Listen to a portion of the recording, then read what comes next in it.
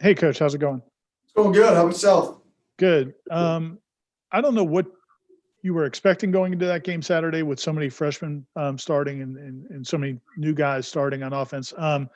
But did you feel like, especially in the second half, that I mean, Chuba, how good did you feel about how Chuba kind of seemed to operate the offense? I thought he operated well. I thought there was a few times, throughout the game where his feet, he just kind of, was a freshman with 6.5 weeks of practice. And but within that, he still got the ball to the right guy. And I think that was the biggest positive was his feet may have been all over the place, but but at the end of the day, he got the ball where it was supposed to be thrown to on the majority of the throws. There were throws and reads that we left out there, but I was really pleased with how he progressed. And, part of that progression was we tried to, protect him early and tried to shorten the game drastically. I mean, we really only had 4.5 possessions in the first half, 4 possessions in a 2-minute drill. So we strategically tried to shorten the football game and limit possessions. And then obviously in the second half, when we got behind, we're a little more aggressive with him, and he did a nice job.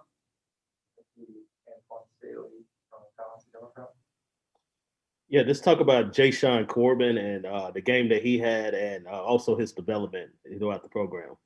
I mean, he's the type of guy you want on your football team. Great kid, smart kid, passionate, brings it every single day. And the type of game he had, I mean, he made the safety miss on a critical 4th down and went and scored a touchdown.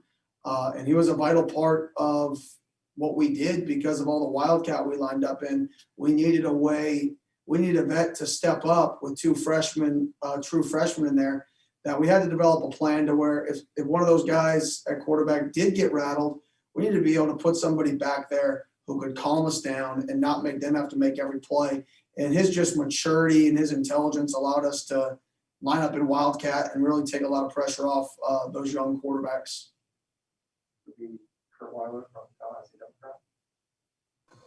Coach Norvell talked about Chuba's demeanor and just how naturally he doesn't seem to get rattled very easily. I mean, with such a young offense, you kind of had to use Saturdays in terms of the players you had out there. How helpful do you think that was for everyone else? And I guess how helpful, too, do you think that was for him and kind of the game slowing down, it seemed like, in the second half?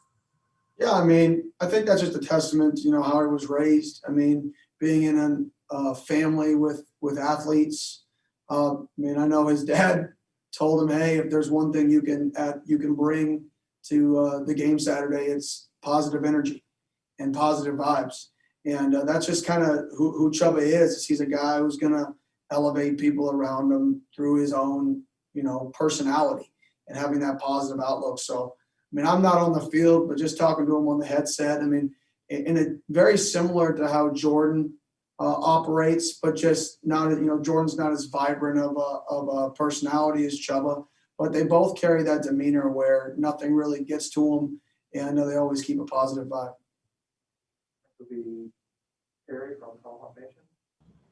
Coach, we saw the 3rd down issues pop up again this week, and really they weren't too much because of penalties. What do you think led to those situations? Was it 2nd and long? And then how do you kind of fix that moving forward? Well, to be honest, it was a really weird game 3rd down wise because our first 3 third downs were, or our first 4 4th downs were 4th and 1. So, that doesn't mean, what we did and what we wanted to do was being executed. We were just coming up a yard short. And it happened the first 3 drives. The first drive, we punt, we throw the screen, and we get tackled, and 4th and 1. Second drive, 4th and 1. Third drive, 4th and 1. We get in the second half, and Jayshon scored on a 4th and 2. I believe it was either 5 or 6 4th and 1 or 2s we had in the football game. And what that tells you is we're a yard short on 6 third downs. We're 6 yards away from taking that horrible 3rd down percentage and making it 50% or over 50%. So that was the frustrating part about the game, was how close we were to being productive on 3rd downs, but how bad we actually were. And that's completely different from how we have been because we didn't get those penalties like you mentioned. Kenny. Hey, so there's like this growing cottage industry of people guys like us trying to pretend we know more about football maybe than we really do. And there's film studies and certain websites give out grades. Like, could you indulge us? Like, do you know who the top 3 graded guys like were for you guys offensively, and how much of the stuff that's out there can it be accurate? Because do we really know what you guys are really trying to accomplish when we look at you guys on an ESPN game feed? Yeah, those grades are somewhat comical because they don't really know what we are asking our guys to get accomplished. And so we don't look at any of those grades that people give out. I know there used to be like one website. Now there's like 15. Every time I look on Twitter, somebody else graded out as an All-American and somebody else graded out at 20%. So it's just, we don't worry about that at all. We have our own grading system based off alignment, which I talked about my last in an interview I did the other day. But alignment, assignment, footwork, and then productivity is how we grade all of our players. And at the end of the day, if you don't align right, if you don't do your job, your assignment right, and fundamentally you're not sound, but you still get the job done, well, guess what? You need to be on the field. And right now, that's kind of the issue the place we're in is starting all the youth. It's not a youth movement. Those are the best players we have at those positions. And that's what I think people, youth movement know. We're playing the best players on this football team to win. And right now, those are the people that are the most productive. Now, their alignment, their assignment, and their footwork, their grades are not always the best because that's part of being young, but those are the best players we have on the roster. And we just got to continue to develop them, continue to get better. And when we improve their grades that we grade, you're going to see a better football team. It's been an up and down year for Warren. What are you hoping that catch can do for him? I'm assuming you've seen those types of plays from him before in practice, and what's the key now for him? Just confidence. I mean, he makes those plays in practice. I mean, throughout fall camp, he was in and out of fall camp, but when he was in there, he was making wild plays left and right. I think there was spring ball, or it was either spring ball or fall camp. There was a photo going around or a video of an unbelievable catch and one-on-ones. And he's made those plays. And for him, it's the routine play. That's what the consistency for not just him, but us as an offense, right? We got to be able to make the routine plays. And then at the same time, every once in a while, we got to make those plays he made at the end of the game there. And for him, I just want to see him take that, be confident, and, kind of hopefully ride into some success off of that confidence. And then I wanted to ask about the field position's been tough for you guys starting drives. And I know a lot of that's based on special teams, which isn't necessarily your domain, but how much of a challenge has that presented, especially in these last couple of games particularly? Well, I think for us, when you don't get good field position, obviously you have to be more consistent because you have to get more first downs, or you have to be explosive. And right now, explosive is definitely not one of our strengths. So when you're not explosive and you can't create those 60-yard plays out of nowhere, field position's pretty strong.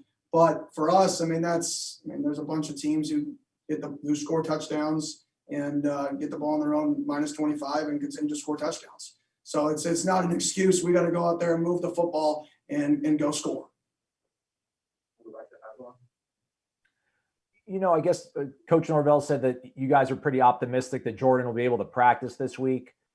Just how is it going to be trying to manage, I guess, potentially a 2-quarterback system when it seems like both guys might – I don't know how much of the element of surprise, like bringing in Jordan on a sort of running situation would present to a defense, but just is it going to be kind of more tricky to balance a 2-quarterback system platoon when you have guys with somewhat similar skill sets, or just, I guess, maybe your thoughts overall on that potentially being a problem, if it would be a problem? I don't see it as a problem at all. We've had 4 starting quarterbacks so far this year. We've had 4 different quarterbacks miss at least a week due to injury or sickness, dating back to fall camp, and Chubbin and Jordan have missed over a month apiece in their capacities. So, we're kind of we're used to the whole guys getting different amount of reps every week, guys getting a lot of reps, guys getting no reps, guys splitting reps. So that's the new normal right now for us. In terms of game day and the operation from that standpoint, I think a lot of that will go into the plan and how we want to attack and where we think the strengths and weaknesses are for both of those quarterbacks versus this defense, who is extremely aggressive and who will try to create those negatives on a every down basis. You know, and Coach Norvell talks about he liked the way the effort was against NC State, but you ultimately are preparing to win the football games that you guys are playing. I mean, with this defense, Brett Venables, that program, I mean, one quarterback's a true freshman coming off his first start. The other one has been banged up. I guess, how do you balance their psyche, keeping them healthy and fresh, but still trying to put together a game plan of we're going to go out there to win, not to look good or anything like that? Oh, you take the field to win the football game. And that goes back to the conversation of we're playing a lot of young guys, but we're not playing a lot of young guys just to play a lot of young guys. Playing a lot of young guys because those are the guys that give us the best chance to win. And we're going to do that as long as I take the field. We want to win the game. Now, that doesn't always happen, but that's why we're going to play. And we're going to do everything we can this week to put our guys in the best situation to win the football game. And whether that's one quarterback, two quarterbacks, whether it's a wildcat quarterback, whatever that variation is that we think is the best combination to win the football game, we're going to do it.